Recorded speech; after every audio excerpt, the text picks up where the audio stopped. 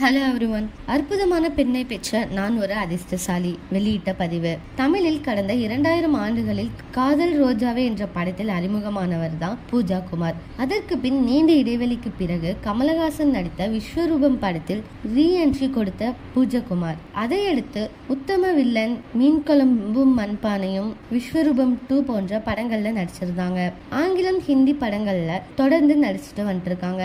1999ஆம் ஆண்டு விஷால் ஜாசி என்பவரை திருமணம் செய்து கொண்டு அமெரிக்காவில் செட்டில் ஆகிவிட்டாங்க பூஜா குமார். பூஜா குமாருக்கு 2020ஆம் ஆண்டு ஒரு பெண் குழந்தை பிறந்தது.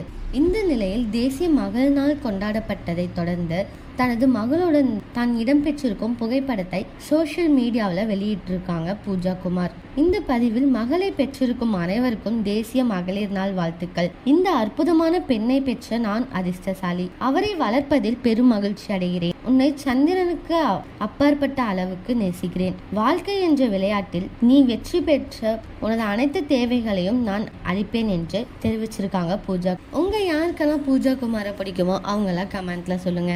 இதே மாதிரி லேட்டஸ்ட் சினிமா நியூஸ் அப்டேட்க்கு இந்த சேனலை சப்ஸ்கிரைப் பண்ணிக்கோங்க.